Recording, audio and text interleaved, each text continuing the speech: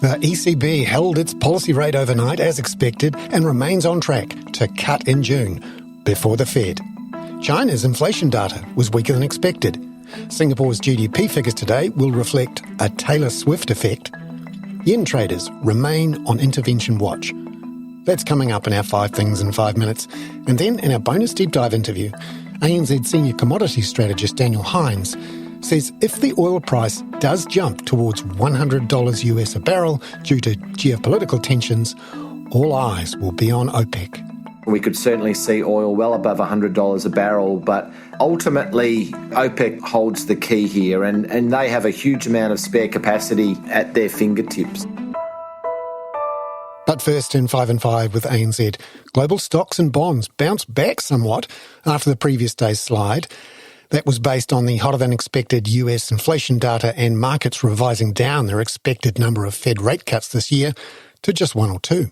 The S&P 500 was up 0.9% at 5 a.m. Sydney-Melbourne time, and the 10-year Treasury yield was 2 basis points down from yesterday, trading at around about 4.54%. The Aussie dollar rebounded too, up 0.5% to 65.44 US cents, and the Kiwi bounced to 60.01 US cents. But the main focus overnight was the European Central Bank, which held its official rate at 4% as expected, and comments from President Christine Lagarde were interpreted as keeping the ECB on track for a cut in June, although markets aren't 100% certain. As ANZ head of G3 Economics, Brian Martin says.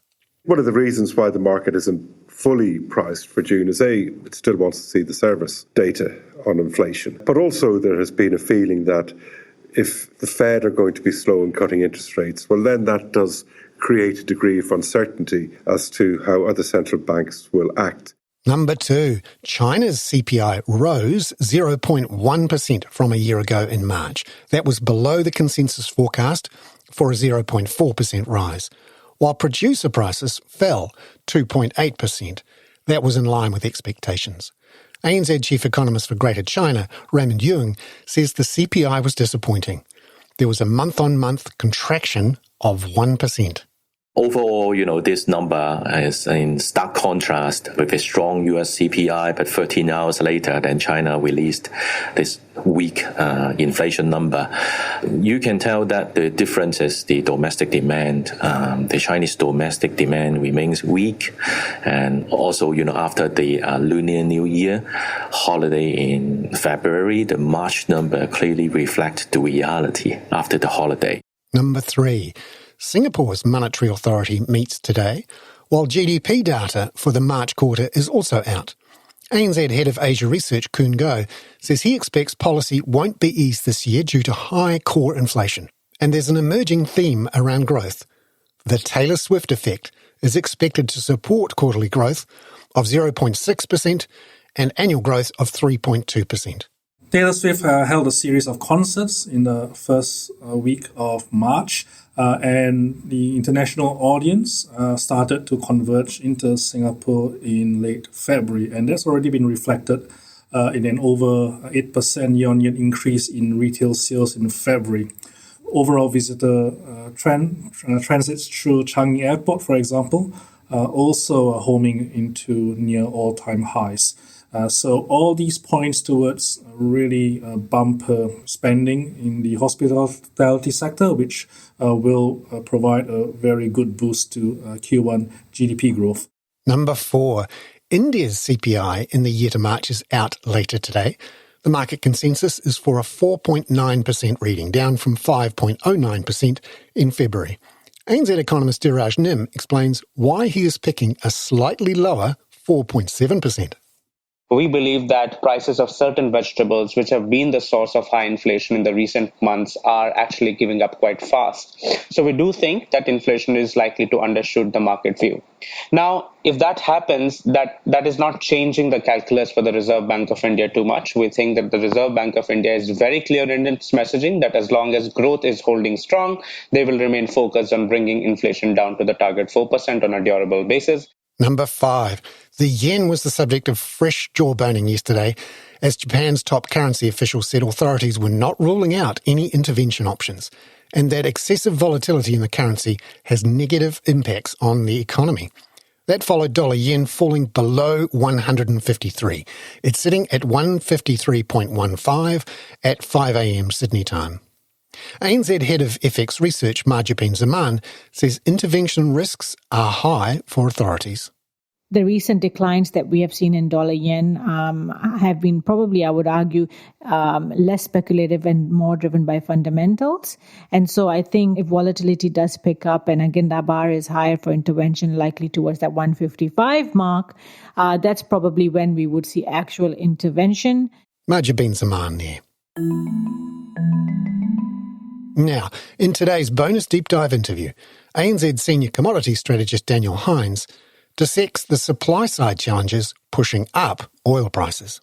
It's all about, I suppose, expectations. We came in relatively bearish, certainly with the outlook for demand under threat due to weakening growth in countries like China and the US. And that's sort of shifted around a little bit in recent weeks, but certainly around supply as well. And the geopolitical risks have certainly become much more escalated in recent weeks, and thus, the threat of supply disruptions have really taken a hold. With the tensions in Israel, reaching boiling point this week, with reports of Iran looking to strike Israel with either missiles or drones, according to US reports, does ratchet up, I suppose, the risks that Iranian oil and the broader sort of industry will be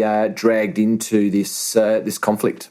So just looking at those supply-side risks, you've got the different conflicts, Russia, Ukraine, the Middle East, Iran, and then you've also got US sanctions being lifted on Venezuela. Look, I think it's an cumulative effect there, for sure. I mean, we had become accustomed to the Russia-Ukraine situation in recent months. Certainly with the ability of them to get around, some of the impediments to their exports. But the recent attacks on energy infrastructure on both sides, Ukraine and Russia, have just raised the stakes somewhat around that still being an issue. And look, the sanctions on Venezuela being lifted and then, a threat of them being reimposed, I suppose, is also just adding to that backdrop. But clearly the issues in Israel with the war with Hamas is at the centrepiece of that. And I think, certainly raises or presents the greatest risk to supply that we could have seen for quite some time. And then looking at the demand side, is it really a story of what happens in China and India? Well, I think, the expectations around China have definitely shifted just recently. We've seen finally some more positive economic data coming through. So I suppose that worst case scenario is unlikely to eventuate. But it's even bigger than that, the Asia piece. It's certainly the unlikelihood of a fairly steep or severe sort of global recession with developed markets like Europe and the US holding up relatively well, and there's expectations now that we could see a relatively soft landing following that period of tighter monetary policy. So that has certainly contributed to the broader sort of improvement, I suppose, in that economic backdrop. So what's your view on where the oil price is headed? Well, I mean, there is certainly a risk that if, Iran's exports of oil and more broadly, oil travelling through the region, say the Straits of Hamas, become impacted, then, all bets are off, and we could certainly see oil well above $100 a barrel. Daniel Hynes there. I'm Bernard Hickey. That was 5 and 5 with ANZ for Friday, April the 12th. Catch you next week with reaction to India's CPI figures out later today.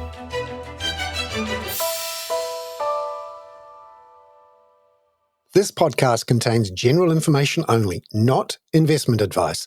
You should obtain advice for your personal circumstances before making any investment decisions. please view the podcast disclaimer available via your media player or email.